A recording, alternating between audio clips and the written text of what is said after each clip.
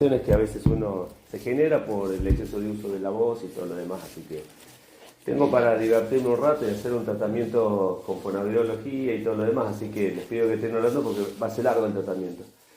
Pero bueno, sacando todo eso, la voz que la tengo así que llego los jueves y llego casi sin voz, o sea, no me quedo sin garganta, por eso gracias a Dios que la reunión está los miércoles, cosa que pueda manejar y hablar tranquilamente, porque justo los jueves ya, literalmente, Ari es testigo, estoy sin voz los jueves y nos lleva a terminar la semana.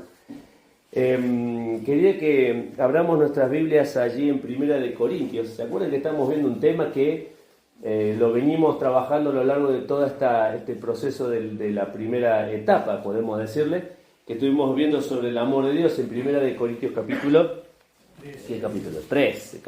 13. Y había versículos para memorizar ahí que, dicho sea paso, nos ha costado memorizarlos, si bien lo desglosamos en muchas partes y lo hemos tratado de ver en muchas oportunidades. Sí, gracias. Sí estamos allí mirando ese pasaje y habíamos visto varias cosas de ese pasaje.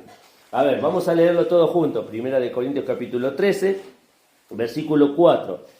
El amor es sufrido, es benigno, el amor no tiene envidia, el amor no es jactancioso, no se envanece, no hace nada indebido, no busca lo suyo, no se irrita, no guarda rencor, no se goza de la injusticia, mas se goza de la verdad.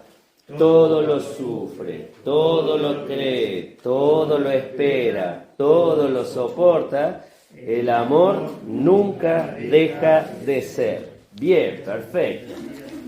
Bien, César, ya está con ganas de seguir leyendo. Bien, este es el pasaje que nos debíamos aprender de memoria, ¿sí? Aunque, vuelvo a decir, es un pasaje largo, es un pasaje para que lo podamos estar repitiendo y aprovechando porque tiene muchas cosas para sacar y ya hemos visto a lo largo de toda esta primera etapa. Pero cerramos con tres cosas que empezamos a ver hace un tiempito, ahora unos 15 días atrás, que una de las cosas en donde se manifiesta el amor de Dios, recién cantábamos, que el amor de Dios que necesitamos a Jesucristo, y nos amó tal cual somos, y es un amor de Dios que no se echa a perder. Nosotros tenemos cosas en nuestra vida, en nuestra casa, cosas que tienen un tiempo de vencimiento, y si no los consumimos en ese tiempo, las cosas se echan a perder, las cosas no funcionan, y es feo estar tirando cosas que se nos vencieron porque no las consumimos, ya sea que sea una comida que hicimos y que estuvo guardada una semana en la heladera y no la llegamos a consumir porque nos olvidamos, o porque tuvimos cosas guardadas en la alacena y no las llegamos a aprovechar y las tenemos que tirar. Bueno, todas las cosas que nosotros tenemos tienen un proceso de degradación. El amor de Dios no.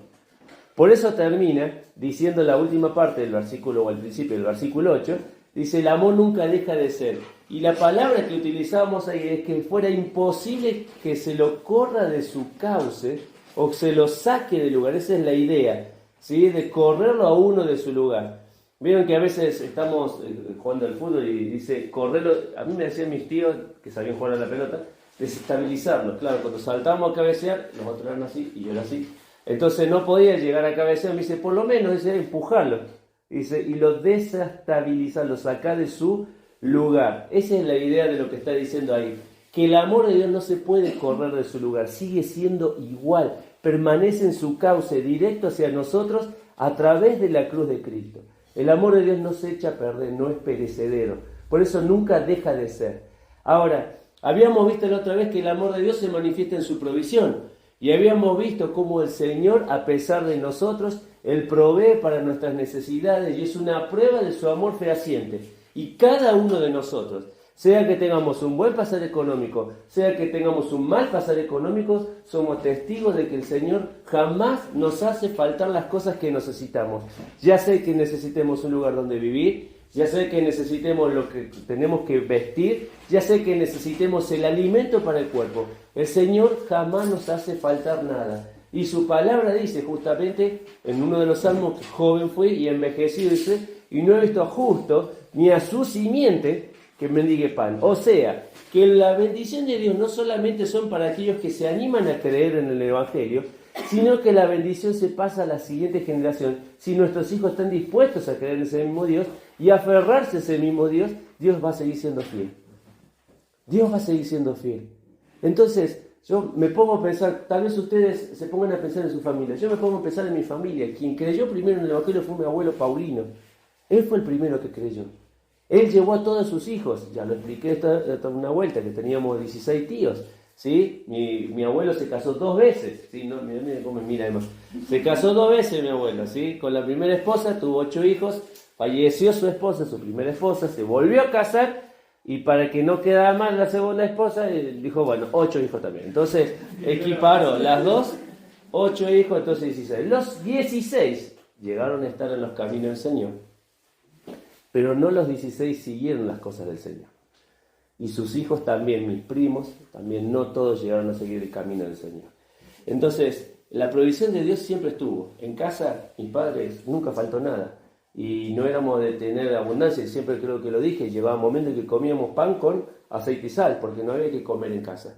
Y comíamos y teníamos todavía que comer, y teníamos ropa que a veces nos regalaban, porque tampoco llegábamos con la ropa. Éramos 3 hermanos y mis padres también laburaban un montón. Y me acuerdo algo muy importante, que esto seguro se recuerda a ustedes, que cómo rendía la plata. ¿Sí? Mi papá 2 pesos dejaba todos los días en la mesa de mi mamá con 2 pesos compraba el pan, la leche, la manteca, las verduras con 2 pesos.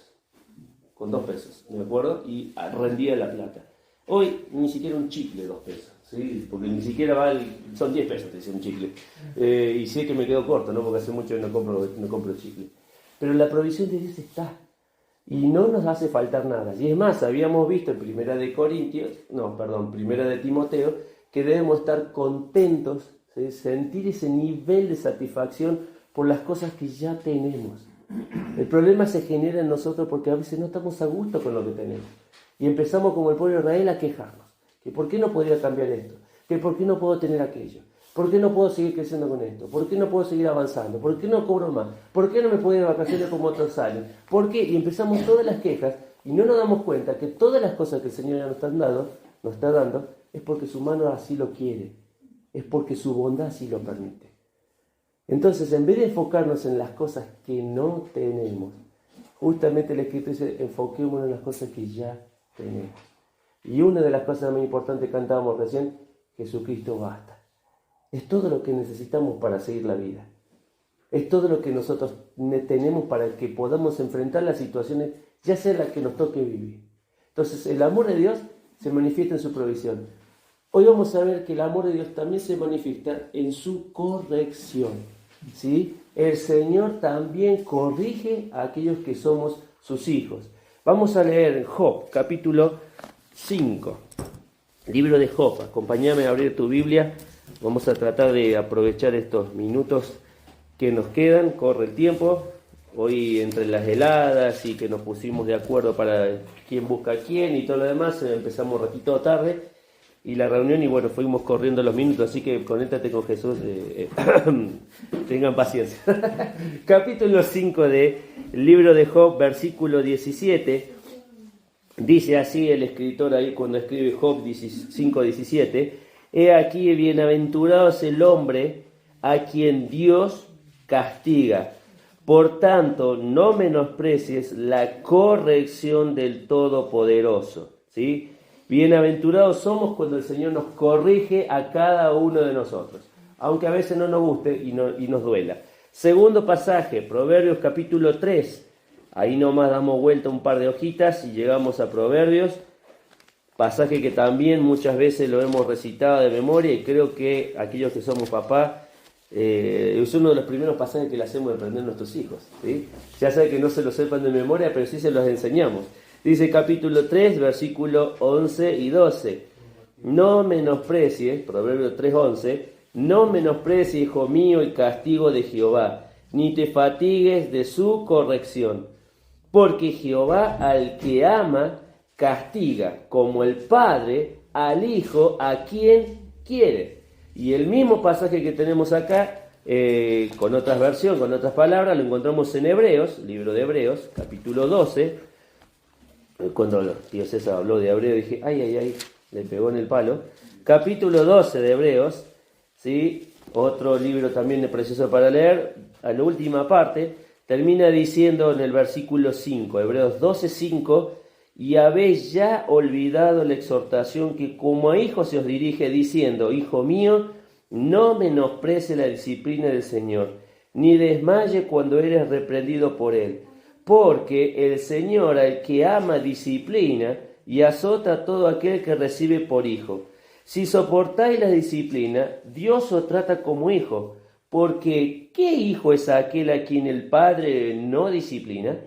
Pero si nos deja sin disciplina, de la cual todos han sido participantes, entonces sois bastardo y no hijos.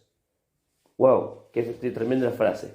Vuelvo a decir, la manifestación del amor de Dios se manifiesta también en que Él nos tiene que corregir y Él nos tiene que, como se dice, enderezar y mostrarnos las cosas que tenemos que abandonar.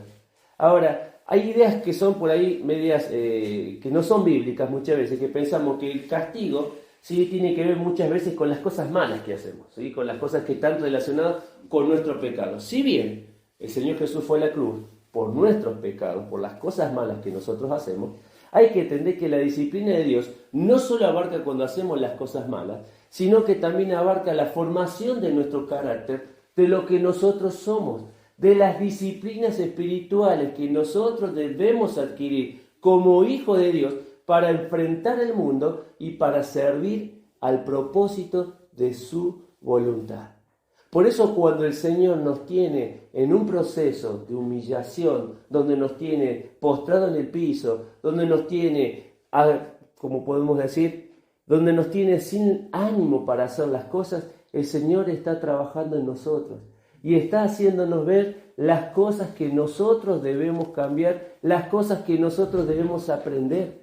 Por eso cuando uno está en un proceso de disciplina, ¿sí?, es importante que sepamos permanecer en ese lugar hasta que el Señor nos levante. Decía la palabra de Dios: humillaos bajo la poderosa mano de Dios para que Él os exalte, nos vuelva a levantar. ¿Cuándo? Dice la palabra: cuando fuere tiempo. Cuando termine el proceso de la disciplina del Señor. Cuando termine el proceso de la corrección del Señor. Así que nos debemos hacer la idea de que el Señor nos tiene que pasar por momentos difíciles cuando hacemos las cosas mal como consecuencia de nuestro pecado, pero cuando estamos haciendo las cosas bien. Job dice: bienaventurado soy cuando soy disciplinado. Y uno lee los primeros capítulos de Job, y Job era un hombre temeroso, era un hombre que caminaba con el Señor, y sin embargo en un día perdió familia, perdió la salud, perdió los bienes. ¿Qué mal hizo Job? Llegaron los amigos y empezaron a darle: Job, confesa tus pecados, Job, haz las cosas bien, Job. Y sin embargo Dios estaba, ¿qué?, metiendo en un proceso de disciplina para que conociera qué cosa, más de Dios, más de Él. Entonces cuando estamos en ese proceso de disciplina, no nos tenemos que aferrar y victimizar y decir: ay, pobrecito de mí que estoy pasando tantas cosas, sino al contrario, es una prueba del amor de Dios que tiene por nosotros para formar nuestras vidas, para que lo que nosotros estamos haciendo sea purificado y sea probado y sea arreglado y sea mejor de lo que somos. ¿No ese es el propósito de Dios? Que cada uno de nosotros lleguemos a la altura, a la plenitud del conocimiento de Jesucristo. Si ese es nuestro modelo y nosotros sabemos que no vamos a dar con ese modelo, sepamos que el Señor nos va a querer perfeccionar para que lleguemos a ese modelo. Entonces nos va a tener que poner en un proceso de prueba constante, de formación constante, de adquirir disciplina, de formar nuestro carácter, de ponernos en situaciones complicadas, con personas, con hermanos, con personas que no son cristianas, porque necesita formarnos. Ahora, veamos un par de ejemplos de personas que fueron confrontadas por el Señor y también fueron formadas por el Señor. La primera de ellas la encontramos en el libro de Números. Vamos a ver allí Números capítulo 12. Números capítulo 12. El primer ejemplo que vamos a llegar a ver en esta mañana. El ejemplo de María y Aarón. Números capítulo 12. Números 12. Tal vez todos ustedes se acuerdan, dice ahí el título de Números: María y Aarón murmuraron contra Moisés. ¿Sí? Y dice aquí el versículo 1: María y Aarón hablaron contra Moisés a causa de la mujer cusita que había tomado, porque él había tomado mujer cusita. Versículo 2. Y dijeron, ¿solamente por Moisés ha hablado Jehová? ¿No ha hablado también por nosotros? Y lo oyó Jehová. Importante primer punto en esto, ¿sí? Dice que ¿quién oyó la murmuración? Jehová. En la iglesia, hago un paréntesis con esto, en la iglesia siempre se disciplina un adulterio, ¿sí? Se disciplina la fornicación, pero muchas veces nos olvidamos que también sería importante para nosotros entender que la murmuración también es un acto de disciplina. Es un acto que Dios corrige. ¿Por qué? Porque mientras que la fornicación y el adulterio es un pecado que quema el cuerpo de uno, o sea, la palabra de Dios dice que está en nosotros el pecado y peco con otra persona, la murmuración es como el pequeño fuego de la lengua, que puede generar un gran incendio dentro de la congregación de la iglesia. Por eso muchas personas y muchas iglesias se han dividido por las cosas que se han dicho. Y encima no aplicando el principio de Mateo 18. Que Mateo 18 que dice, si yo tengo un problema con una persona, debo arreglar con esa persona. Si no puedo solucionar con esa, busco personas espirituales, 2 o 3 que me ayuden a solucionar el problema. No puedo solucionar el problema, recién ahí corro a una tercera instancia, a los pastores, al responsable de la iglesia, a la gente de la iglesia, comunicarle a la gente de la iglesia. No lo puedo solucionar con ellos. Termina diciendo la palabra de Dios, tenerlo por gentil y publicano. ¿Qué significa gentil y publicano? Tenerlo como una persona inconversa. Porque el hecho de que 2 personas que conozcan a Cristo no puedan solucionar las cosas, estamos igual que el mundo. ¿Qué diferencia hay entre el mundo y nosotros? Que nosotros tenemos a Cristo y la palabra de Dios. Ahora, volviendo a la disciplina. Volviendo a la disciplina. ¿Qué es lo que estaba diciendo el Señor acá? María y Aarón empezaron a hablar mal contra él, contra Moisés. ¿Qué fue lo que le pasó? Versículo 7. No así mi siervo, dice, Moisés, que es fiel en toda mi casa. Cara a cara hablaré con él, y claramente, y no por figura, y verá la apariencia de Jehová. ¿Por qué, pues, no tuviste temor de hablar contra mi siervo Moisés? O sea, no tuvieron temor de decir las cosas que estaban diciendo. Versículo 15. Así María fue echada del campamento 7 días, y el pueblo no pasó hasta que se reunió con María con ellos. ¿Qué le pasó a María? ¿Ustedes saben? ¿Leyeron la historia? ¿Se acuerdan de la historia? Dice la palabra de Dios que le salió lepra. Lepra. ¿Y qué tuvo que hacer? Irse 7 días del campamento, porque todos sabemos que una persona leprosa no podía permanecer en ese lugar.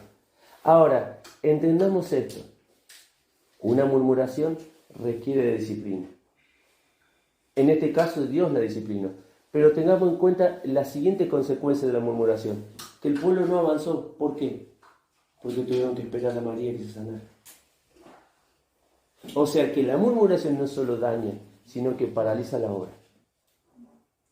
¿Te das cuenta? ¿Te das cuenta qué grave que es? Ahora, ¿qué es lo que estaba haciendo el Señor? Disciplinando a María. Por lo que habían dicho, uno después lee y dice, ¿vieron que ellos comenzaron hablando mal de él?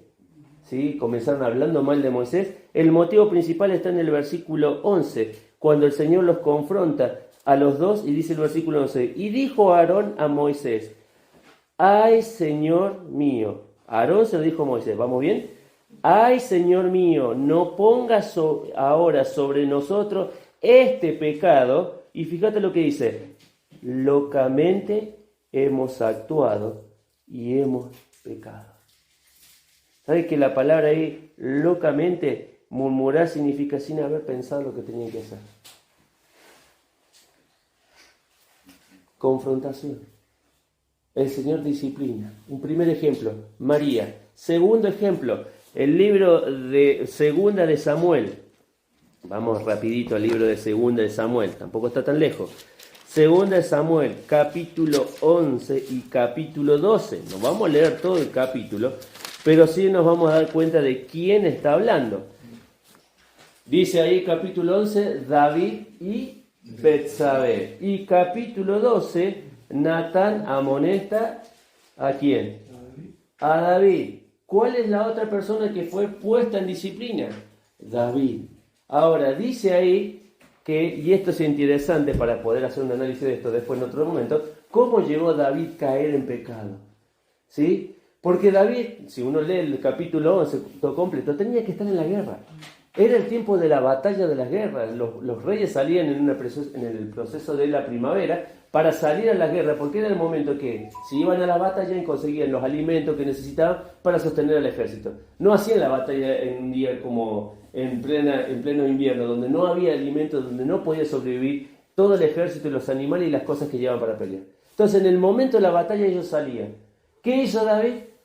Hoy me voy a tomar un relax. Hoy me quedo en casa. Hoy, diríamos nosotros, hoy me clavo una de Netflix, ahí, en casa. Otro día no, hoy me duermo, no me levanta nadie, ni con espátula me sacan de la cama. Entonces, hasta la 1 de la tarde, ahí. Hoy, relajarse. ¿Está mal relajarse? No, porque estamos hablando del relajamiento del cuerpo. Pero lo que no podemos relajarnos es en la vida espiritual. Cuando nosotros nos relajamos y decimos, hoy, no, porque hoy voy a pasar por alto el devocional, hoy paso por alto el tiempo que tengo que leer, me voy relajando. Así empiezan las cosas. Por pequeñas cosas que permitimos que pasen en nuestra vida. Es como el que hace la dieta, ¿viste? Siempre en la dieta hay que tener los días de los permitidos. ¿Sí? No venir, no come, te priva de todo, pero dice el sexto día, permitido, comete algo más, agregale algo más. Entonces voy a decir, bueno, me relajo, ahí puedo meter algo más a mi cuerpo. Así hacemos en la vida espiritual. Dejamos un permitido en nuestra vida, y a veces son unos, son dos, son tres, y cuando menos nos damos cuenta, nos encontramos en la posición de exposición que tenía David. Porque David, en vez de estar en la guerra, estaba dando vueltas, y mientras miraba todo su reinado, ahí encontró a Betsabé bañándose. Y ya sabemos todo lo que pasó en la historia. Y cómo David termina pecando, y cómo termina maquinando el hombre conforme al corazón de Dios, maquinando el asesinato de una persona. Y acá está el punto para poder pensar nosotros, entre paréntesis. ¿Hasta dónde uno puede llegar para ocultar un pecado? ¿Hasta dónde podemos llegar para ocultar un pecado? Para que nadie lo sepa. Para que nadie se dé cuenta de lo que yo estoy haciendo.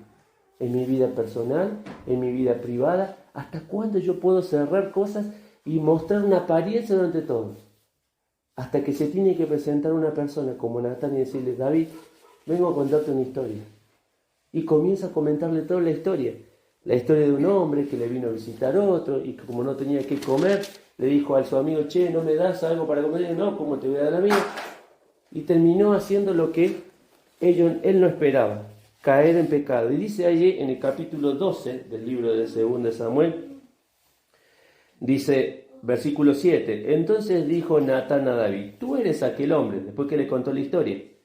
Así ha dicho Jehová, el Dios de Israel, yo te ungí por rey sobre Israel, y te libré de la mano de Saúl, y te di la casa de tu señor y las mujeres de tu señor en tu seno. Además te di la casa de Israel y la de Judá, y si esto fuera poco, te habré añadido mucho más.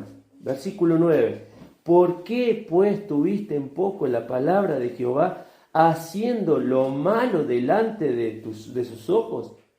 A Urías Eteo mataste a espada, o heriste a espada, y tomaste por mujer a su mujer. A él lo mataste con la espada de los hijos de Amón, por lo cual ahora no se apartará jamás de tu casa la espada, por cuanto me menospreciaste, y tomaste la mujer de Urías Eteo para que fuese tu mujer. Yo no me imagino la cara de David cuando Urías comienza a decirle, vos eres el responsable de todo lo que está pasando. Ayer estábamos con los hombres y decíamos una frase que salió en el momento, después de ese debate filosófico, antropológico, bíblico y todo lo demás donde todos estábamos opinando. Llegó un momento en que decía el gaucho, yo estoy solo, lo mandé al frente, bueno, dijo, yo estoy solo en el pichi y peco. Y ahí cayó una ficha, digo, vieron que hoy siempre decimos que el medio condiciona a la persona. Entonces los chicos son como son, por la sociedad de esta son pobres, entonces hacen las cosas que hacen. Pobre. No, condiciona en el medio. Y el gaucho dice, pero yo estoy solo y yo peco estando allá solo. Entonces nos estamos dando cuenta que el mal no está afuera. El mal está acá adentro. Por eso le decía Pablo le decía a Timoteo, ten cuidado de ti mismo. Hay un enemigo que está aquí adentro, que está entre medio de nosotros. Y que si no lo controlamos como Dios quiere, ese enemigo se revela y nos lleva a hacer las cosas que no queremos hacer. Ahora, David, ¿qué fue lo que terminó diciendo David? Dice ahí en el pasaje que lo vimos recién, versículo 12, dice, porque lo hiciste en secreto, mas yo lo haré delante de todo Israel a pleno sol. Entonces dijo David a Natán, Natán, cállate la boca, andate de acá de mi frente. ¿Dijo eso? Dijo, pequé contra Jehová. Y Natán dijo a Jehová, también Jehová remitió tu pecado, no morirás. Este sí es un corazón conforme al Señor. Que cuando te marcan las cosas, y ayer hablamos de que todos podríamos tener ese derecho de marcarnos las cosas, podamos realmente darnos cuenta cuando hacemos las cosas mal. Diferente fue la actitud de Saúl, ¿se acuerdan? No, porque el pueblo quiso perdonarle la vida a todos los otros. O sea, no se hizo responsable de sus actos. ¿Y quién tenía la culpa?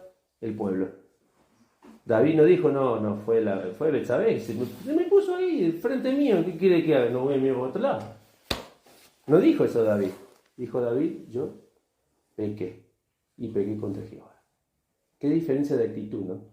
David, otro hombre confrontado y disciplinado por el Señor. Otro ejemplo más, ¿sí? Israel, Jeremías 25 al 29, este no lo vamos a buscar porque habría que leer los 4 capítulos, pero 70 años estuvo disciplinado el pueblo de Israel.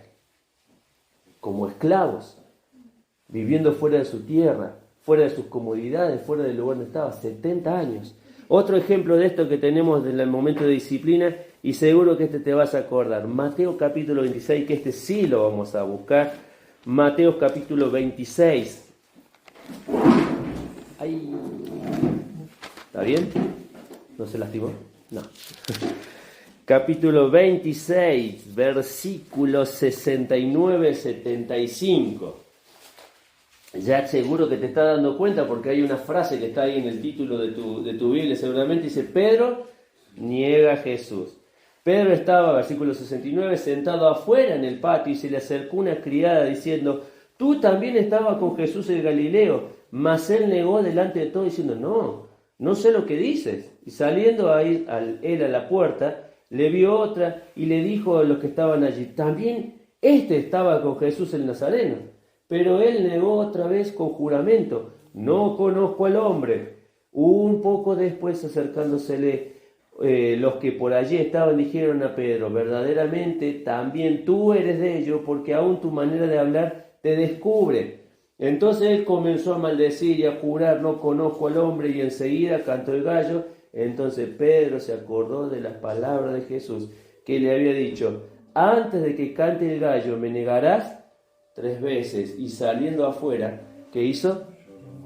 Lloró amargamente. Juan capítulo 21. Juan capítulo 21.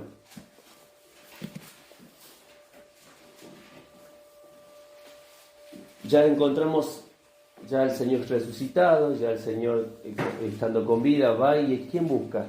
Al primero que quiere establecer relaciones con Pedro. Y dice el versículo, ahí que estamos leyendo, capítulo 21, versículo 10, vamos a leer el versículo 15 para poder entenderlo. Cuando hubieron comido, Jesús dijo a Simón Pedro, Simón, hijo de Jonás, ¿me amas más que a estos?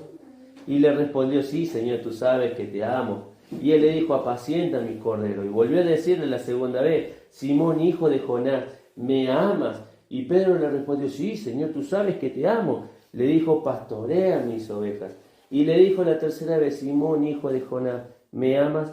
Y Pedro, entristecido, que le dijo la tercera vez, ¿me amas? Y le respondió, Señor, tú sabes, lo sabes todo. Tú sabes que te amo. Y Jesús le dijo, apacienta mis ovejas. Y ahí termina diciendo su futuro. De cierto te digo, que cuando era joven te ceñía, se iba donde quería. mas cuando ya sea viejo extenderás tu mano, te ceñirá otro y te llevará a donde no quieras. Otra persona confrontada con la disciplina del Señor, buscado con amor. ¿Para qué? Para que Pedro se transformara en aquella persona que en Hechos, en los primeros capítulos de Hechos, se transforma en aquel que abre su boca y se convierte en un montón de personas. Ahora, ¿te das cuenta cómo el Señor confronta, cómo el Señor nos busca, cómo el Señor aprovecha la oportunidad? Mira que lo hizo mientras estaban comiendo, le habló a Pedro.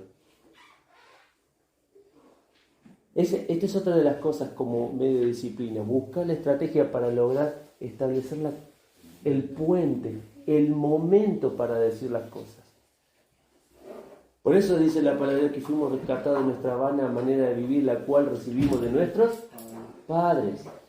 Porque si bien nuestros padres creyeron en el Señor, en el caso de mi padre, creyeron en el Señor y el Señor era la vida de ellos, también tenían sus errores como nosotros. Entonces el hecho de que el Señor nos rescata para poner en una condición en la cual optimicemos lo que el Señor quiere hacer, que es corregir nuestra vida. Ahora, qué precioso para Pedro, ¿no? Porque fue buscado personalmente por el Señor. Y así trata el Señor con nosotros. Nos busca personalmente. Quiero decirles algo más antes que se me vaya la hora y no llego a terminar. El libro de Hebreos, capítulo 12, ahí donde estábamos recién.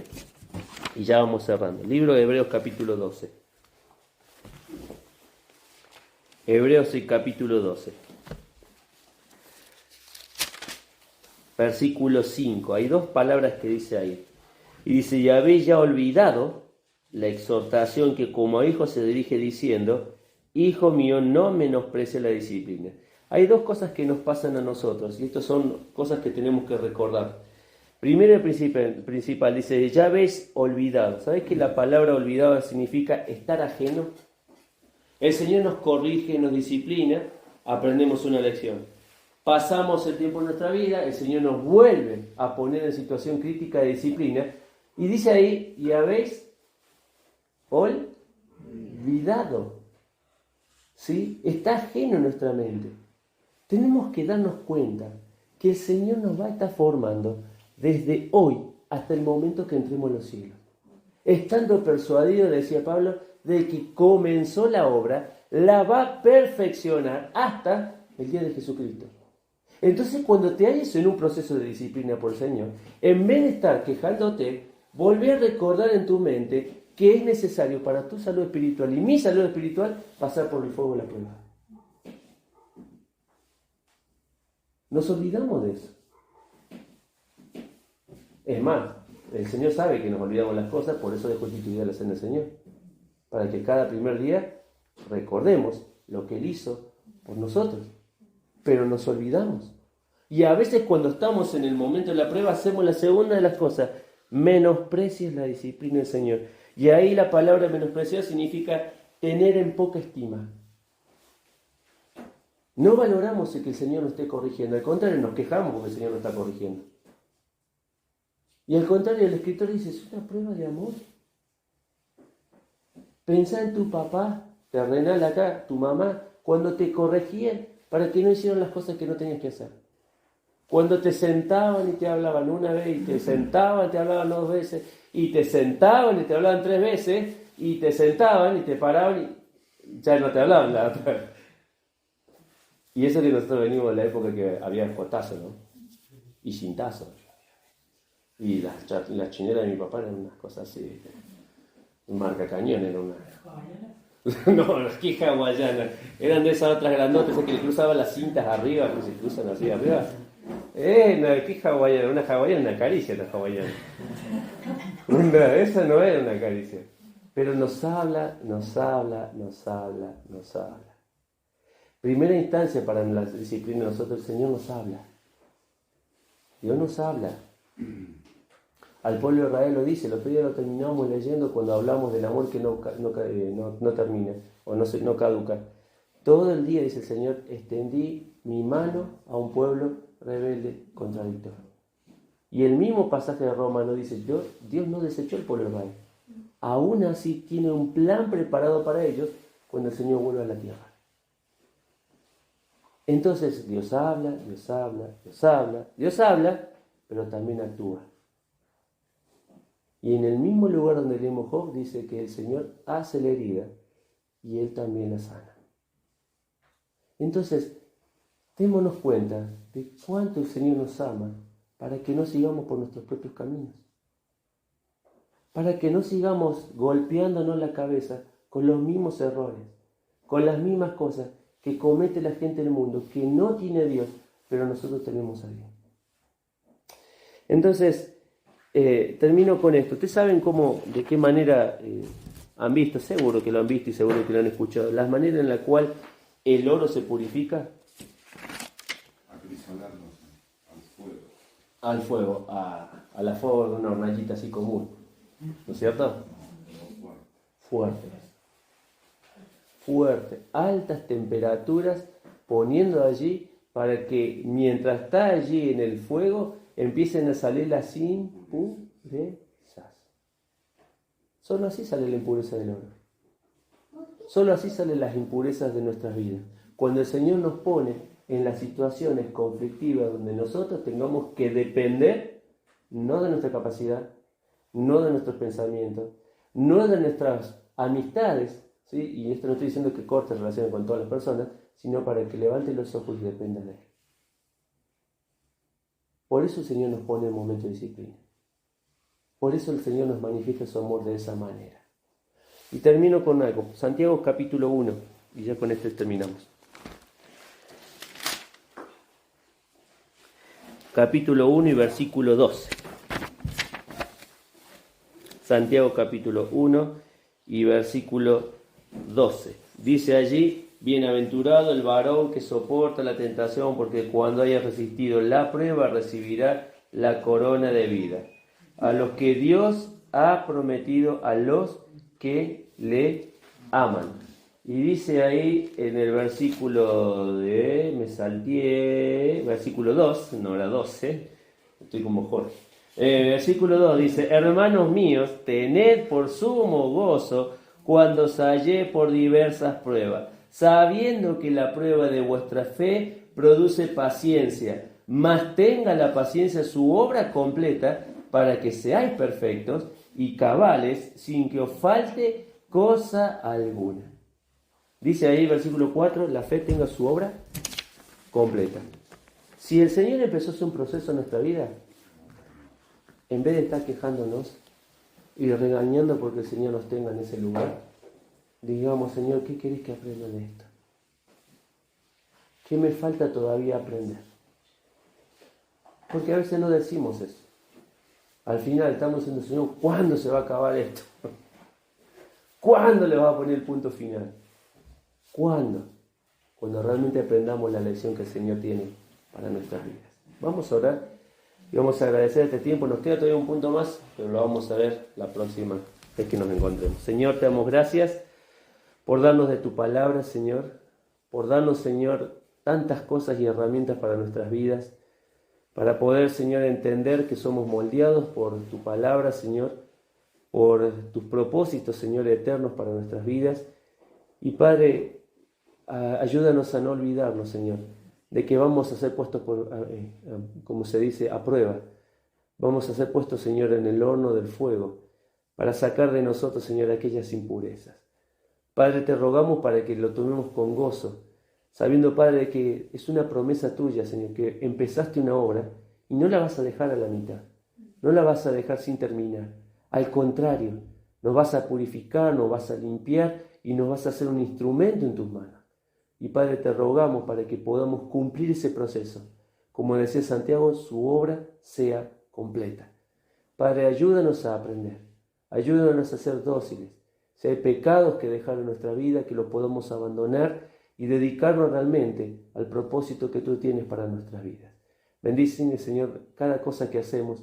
Bendice tu pueblo en este lugar y aquellos